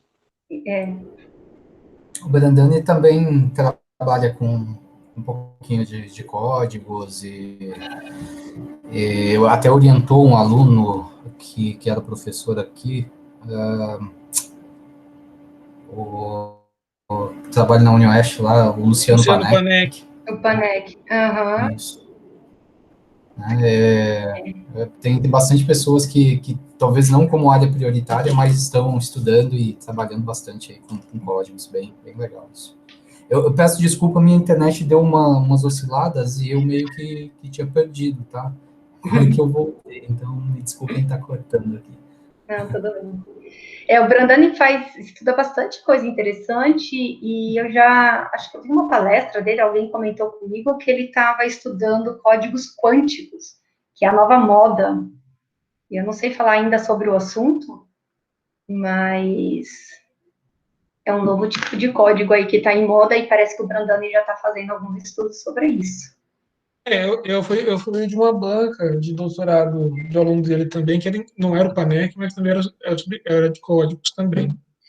Uhum. Inclusive, Castro Costa, acho que ela tem origem lá na geometria, né? E peguei a Desculpa, ele... Sueli Costa, da sim, Unicamp, sim. porque também tem um aspecto topológico quando fala de códigos perfeitos, né? Então, assim, tem um ponto de vista combinatório, tem um ponto de vista algébrico, mas quando você pensa do ponto de vista de códigos perfeitos, envolve um empacotamento de esferas, que é uma coisa Exatamente. topológica, né? Então, tem vários enfoques diferentes no mesmo assunto, né? É bem isso. E é um pouco disso também o César tentou chamar a atenção lá na primeira aula, né? Falando das métricas, de como representar essas métricas. E isso é legal, assim, porque quando eu estudo, eu faço uns desenhos assim, que a palavra tá, a palavra não tá, e para mim tá ok, né? E o César tem uma outra visão, porque ele vem da análise, ele quer fazer bonitinho e as representações corretas, e realmente é um outro enfoque de estudo. A Sueli, se eu não me engano, ela até trabalha com as métricas de Lie, né? Não é com a métrica de Hamming que ela usa. Eu não sei. Eu acho que ela trabalha com uma outra métrica, eu acho que não é a métrica de Hamming. Já trabalhou com Hamming, mas eu acho que ela está trabalhando com uma outra métrica. E o problema do empacotamento esférico que o Ednei falou, para os alunos pensarem, tem um exemplo clássico disso, que é você pensar, empacotamento esférico são esferas de um mesmo raio que você quer cobrir um espaço, né? Então, pensa que o centro das esferas são as palavras códigos, então, se eu conseguir cobrir o meu espaço com todas essas esferas, eu teria um código perfeito. E como faz esse cobrimento, né? Então, se você pensa no R3, e esse cobrimento é feito exatamente como as laranjas são dispostas numa banca da feira. Se você vai na banca da feira, o feirante coloca as esferas, as laranjinhas, não vou conseguir fazer um desenho 3D, uma sobre a outra, né, encaixando nos buracos, assim, e vai formando aquela piramidezinha, assim, né. Aquela é a melhor forma, é o jeito que ele ocupa o espaço que ele tem ali na feira, que ele consegue mais colocar laranjas, que é a ideia. Mas a natureza é meio sábia, porque se ele não coloca assim e você chacoalha o negócio, ele meio que se acomoda dessa maneira, né? Ele se acomoda dessa maneira, bem isso. Você despeja o saco de laranja lá, né, ela já... Ele já meio que mais ou menos faz isso. A natureza é sábia. Existem alguns métodos de otimização para empacotamento que é mais ou menos isso mesmo. Você faz o método, o que ele faz é simular esse chacoalhar. É bem interessante isso daí. É um assunto bem... no meu mestrado, eu trabalhei um pouco com empacotamento esférico, mas com uma vertente para a teoria dos números também, assim. Então, eu já venho fazendo coisas em teoria de códigos desde a minha iniciação, desde a graduação, não sei, terceiro, quarto ano de graduação, acho que foi a minha primeira iniciação científica aí. E tem muitos pontos de vista, é um assunto muito bonito. Eu sou suspeita para falar. E uma coisa que é importante também, né, é ter códigos para comparar os parâmetros, né, dependendo, quando você obtém um código, né, para saber o qual é bom, ou do ponto de vista de correção, né, ou do ponto de vista de ser perfeito, ou quase, ou próximo de perfeito, ou, né, ou de decodificação, né. Isso. Existem tabelas com limitantes. Existem. Então, a partir do momento que você encontra um código, você consegue calcular aquele D-1 por 2, você consegue calcular a sua capacidade de correção, e existe aí pela internet, se encontra tabelas que dão esses limitantes para você saber se o seu código está perto, né, de alguma cota importante ou não. Existe sim. Acho que eu vou tirar minha tela, que a gente... Bom, temos mais alguma pergunta, alguma observação, comentário final, alguma coisa, pessoal?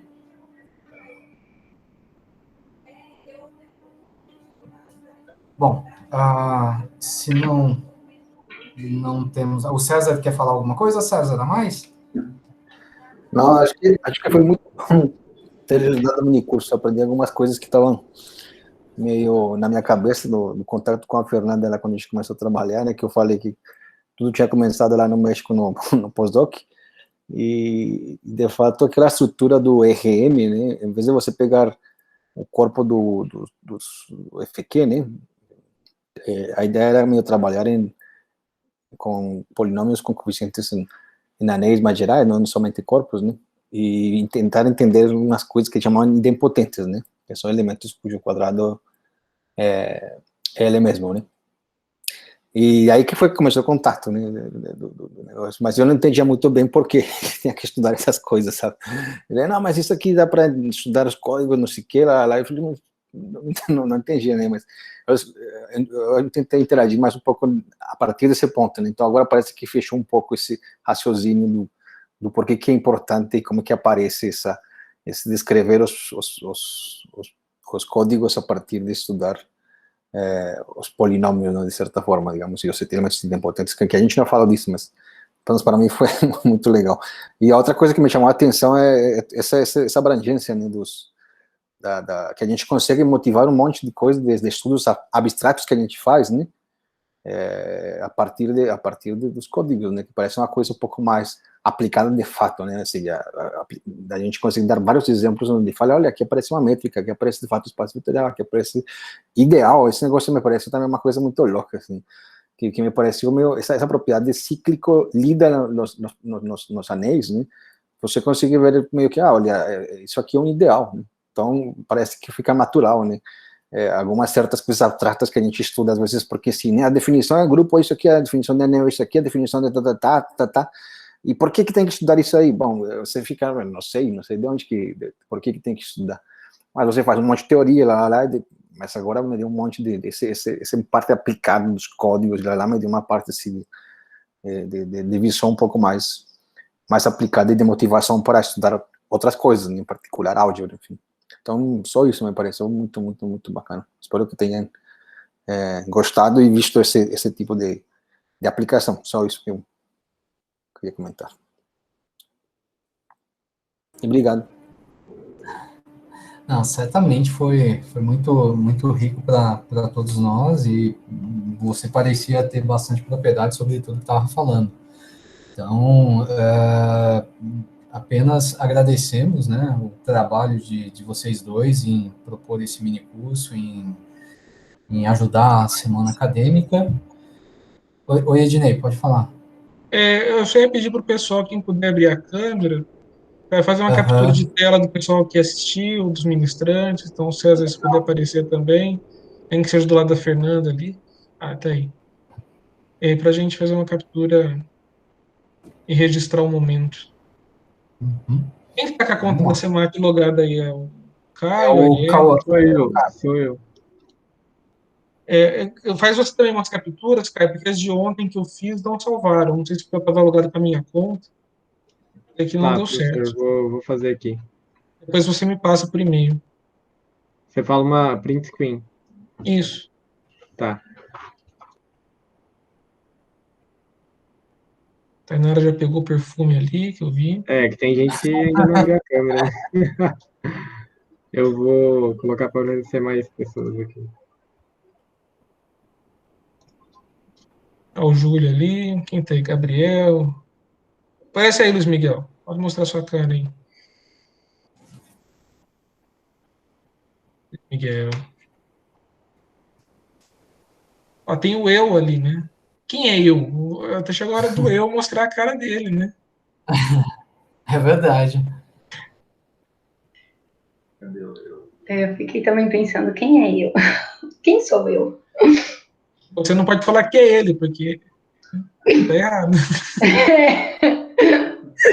Como já falaram, né? É um paradoxo, não? É, Cadê o só pessoal isso, de gente. fundamentos para resolver? Mostra a cara aí, Ednei. Tá faltando a tua. A minha não tá como assim, né? A pessoa tá falando pros outros. Onde tá a sua outra, Luiz? Aqui em cima, eu já tô vendo. O Luiz tá fraudando a audiência. A gente tá colocando Quer fazer uma avisando todo mundo para sorrir, né? Porque eu tirei, tem uns olhando para trás, uns olhando para baixo. Isso, então todo mundo agora olha pra câmera, com a luzinha que aparece aí, aquele sorriso. Sim, sim, Os lógico, alunos cara. também. Essa ficou boa. Por que não, Sara? Os professores são tudo feio. Você acha? Quem que eles... Não, com exceção do Castellani. Castellani não. A Marcelana desistiu de ser modelo para ser matemático. Foi. Foi. Gente, Quem me contou essa história foi o Fábio Natali. Foi ele que contou pra você também? Não, eu só chutei. Eu só chutei.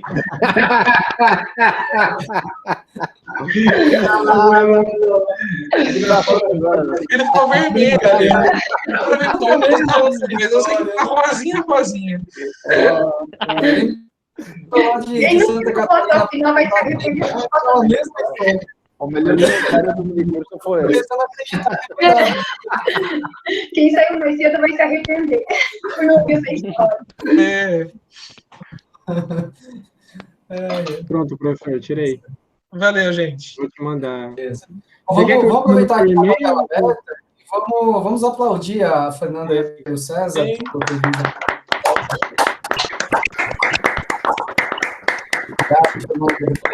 Obrigado Obrigada a todos que ficaram até o final e espero ter motivado vocês a estudarem códigos. Professora, quando eu aprender mais, né, discute. Tá bom. O Joab é super Professor Ednei, você participativo. quer que envia por e-mail mesmo ou pode ser por WhatsApp?